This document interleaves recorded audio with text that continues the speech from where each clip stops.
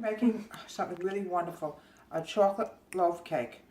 It's really good. I'm going to put in a quarter cup of cocoa into boiling hot water. The water's done, it just got done boiling. Put this here, I'm going to stir it. Get rid of those little lumpy bumpies. I always have this tag sticking up. My goal is as soon as I'm done doing this, I think we're going to have a cut off. Stir it, get it very smooth. Kids, please do not even try this. It's so bitter. Okay, now we're going to set this aside. Now the next thing I'm going to do is I'm going to sift 2 1/4 cup of all-purpose flour. We want the cakes very, very flaky and light. Okay. Now we're going to add in another 1 1/4 cup of all-purpose flour. Okay, you know everybody, I'm still snuffling. Can't seem to shake this miserable thing. Okay.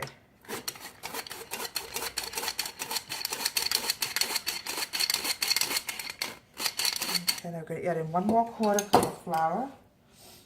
Okay. Okay, we'll mess over here, we'll clean it up later. Now the next thing we're going to do is, I never like to sift baking powder. In fact, we got a brand new one, as you can see. Okay, it's got to get this little devil off. All right, here we go. Now what we're going to do is I'm going to add in 1/2 teaspoon of baking powder, 1/2 teaspoon of baking soda, and then 1 teaspoon of baking powder. Just want to make sure it's the right amount, because if it doesn't come out right, oh, it comes out lousy. Baking powder, and here's a teaspoon of baking powder. This is soda powder. Some recipes call for both, and some calls for one or the other.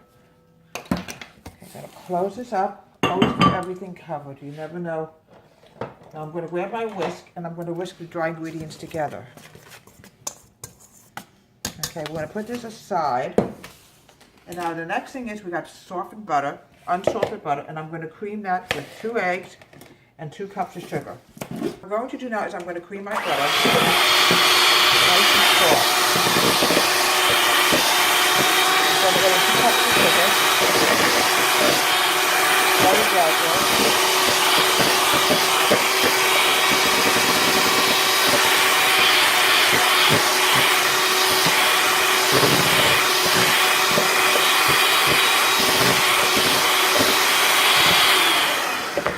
One more cup, right, camera lady?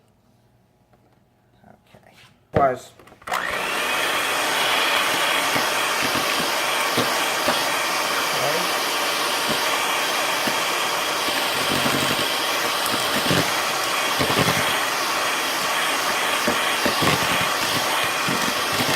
Now the next thing we're going to add in is 2 fresh farm eggs.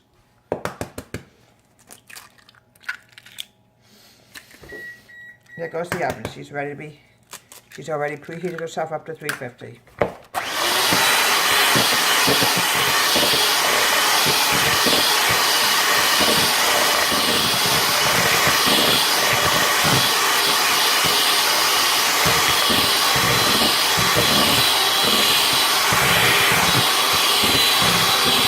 All right, now the next thing we're going to do is we have to alternate the cocoa, the dry ingredients, and the milk. No left over here because we don't want an accident happening. The first thing I wanted to add in is going to be the dry ingredients, and I'm going to go to the milk and then the cocoa. I did it again. When you get old like me, our minds tend to go blank. All right, dry ingredients first.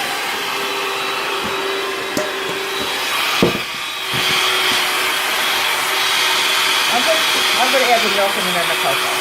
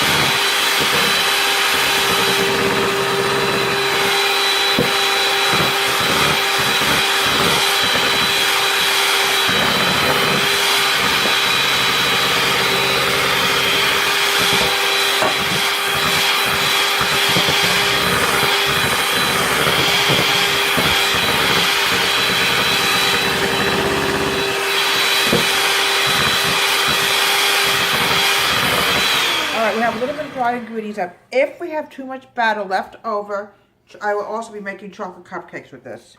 I don't like the way to do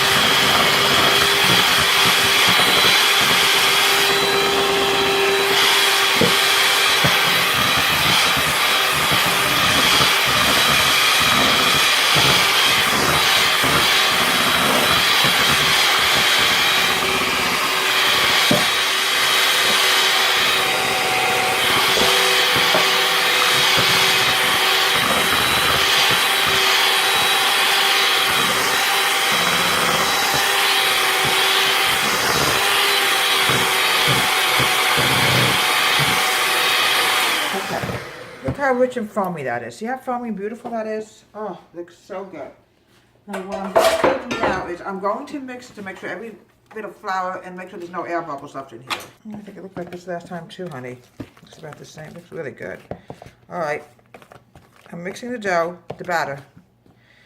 All right. Okay, now what I'm going to do now is I'm going to pour it into the loaf pan.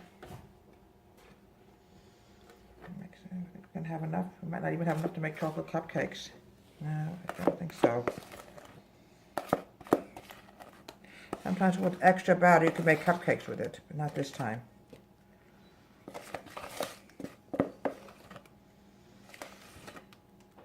Okay. Now what I'm going to do is I'm going to put it in the oven, cook it for about a half an hour to 45 minutes in 350.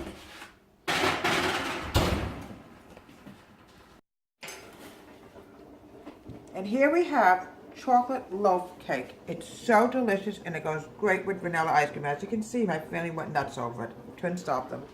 It's so flaky and so, oh, look how, you just cut it and look how beautiful it looks. Debra Wade's Home Country Kitchen. Please subscribe to my show. Have a great day.